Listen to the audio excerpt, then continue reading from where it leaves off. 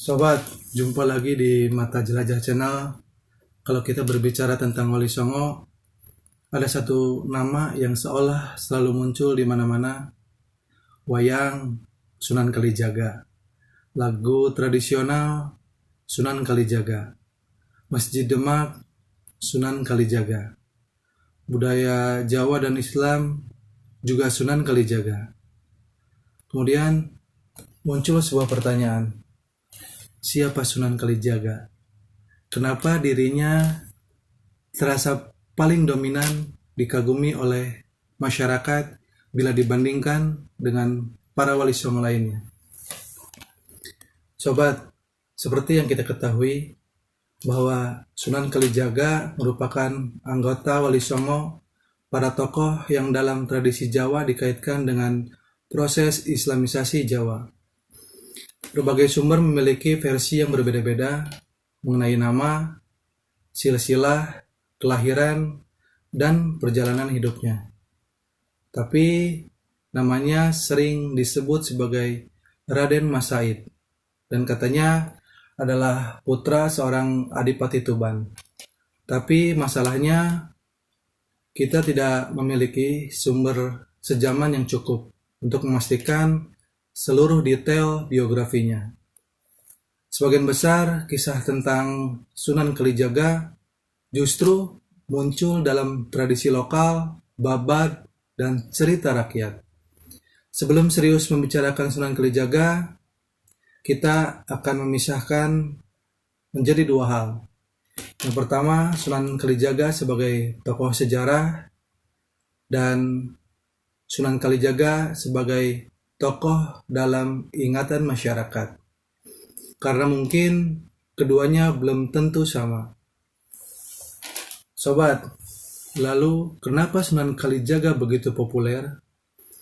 Jawabannya mungkin justru terletak pada budaya. Karena beliau sangat kuat dikaitkan dengan pendekatan dakwah melalui kebudayaan Jawa seperti wayang, seni pertunjukan, tembang, simbol budaya, dan berbagai tradisi masyarakat lainnya.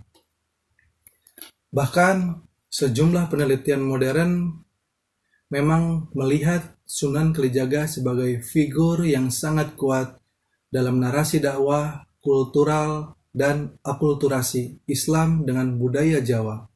Misalnya wayang, tembang, bedug, sampai berbagai kisah tentang Masjid Demak. Penelitian tentang tradisi Sunan Kalijaga menunjukkan bahwa atribusi tersebut berkembang melalui berbagai babad dan tradisi yang muncul sesudahnya. Dengan kata lain, masyarakat bukan hanya mengingat Sunan Kalijaga, tapi masyarakat juga terus bercerita tentang Sunan Kalijaga. Bayangkan begini sobat, seorang tokoh agama berdakwah, tetapi ia tidak hanya dikenang karena ceramahnya, tapi ia juga dikaitkan dengan wayang, dikaitkan dengan lagu, dikaitkan dengan tradisi masyarakat, juga dikaitkan dengan kerajaan, bahkan dikaitkan dengan berbagai simbol kebudayaan Jawa. Akhirnya, namanya tidak hanya hidup di dalam sejarah agama, tapi juga masuk ke dalam identitas budaya. Mungkin inilah salah satu alasan mengapa Sunan Kalijaga terasa begitu dominan di antara yang lainnya. Sobat, menurut sejarawan Hamid Nasuhi dalam kajiannya tentang Sunan Kalijaga menunjukkan bahwa popularitas Sunan Kalijaga sangat berkaitan dengan banyaknya penyebutan dirinya dalam babad periode Mataram Islam, terutama sejak abad ke-17. Dalam babad bukanlah buku sejarah modern, babad memiliki karakter historiografi yang berbeda. Di dalamnya sejarah, legitimasi politik, simbol keagamaan, tradisi, dan kisah-kisah luar biasa yang dapat bercampur. Akibatnya, semakin banyak suatu tokoh disebut dalam berbagai cerita, semakin besar pula kemungkinan tokoh tersebut menjadi pusat berbagai tradisi. Dan Sunan Kalijaga mengalami hal itu. Bahkan berbagai hal dalam budaya Jawa kemudian dikaitkan dengannya.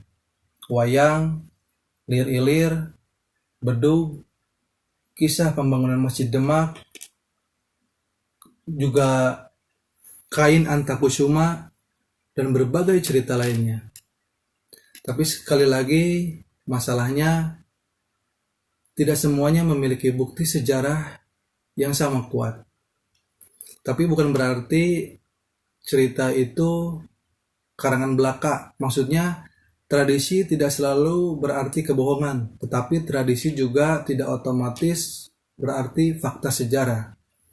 Cerita tentang seseorang dapat mengandung nilai budaya dan spiritual yang sangat penting meskipun detail sejarahnya sulit diverifikasi.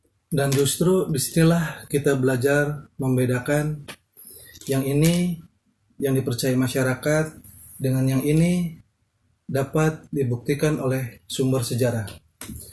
Dua-duanya penting, tetapi keduanya sepertinya bukan hal yang sama. Sobat, Sunan Kalijaga itu sering digambarkan menggunakan bahasa budaya yang sangat dekat dengan masyarakat Jawa. Menurut kisahnya, dia tidak hanya hadir sebagai seorang ulama, dalam ingatan masyarakat, ia hadir sebagai seniman, budayawan, guru, tokoh spiritual, dan bahkan bagian dari perjalanan politik Jawa. Sepertinya inilah yang membuat sosoknya sangat mudah dikenali. Seperti yang sudah kita ketahui sobat, bahwa Sunan Gresik mungkin terkenal sebagai salah satu tokoh awal Islamisasi. Sunan Ampel terkenal dengan jaringan pendidikan dan dakwahnya. Kemudian Sunan Giri sangat kuat dalam tradisi keilmuan dan jaringan politik keagamaan. Lalu Sunan Gunung Jati memiliki hubungan kuat dengan Cirebon dan perkembangan politik Islam di Jawa Barat. Tetapi Sunan Kalijaga seolah masuk langsung ke ruang budaya masyarakat. Ia hadir bukan hanya di masjid, tetapi juga di panggung wayang, dalam tembang, dalam cerita rakyat, dalam tradisi, dan dalam ingatan kolektif masyarakat Jawa. Jadi, ia adalah salah satu tokoh utama dalam tradisi Wali Songo dan Islamisasi Jawa. Tetapi kalau kita bertanya lebih dalam, kita menemukan sesuatu yang jauh lebih menarik. Sunan Kalijaga bukan hanya sebuah nama dari masa lalu, ia adalah sebuah fenomena budaya. Sosok sejarahnya mungkin sulit direkonstruksi secara sempurna, tetapi gambaran tentang dirinya terus-menerus hidup dari generasi ke generasi. Bukan karena kita sudah mengetahui seluruh fakta tentang dirinya, tetapi karena selama ratusan tahun masyarakat terus-menerus menceritakan dirinya.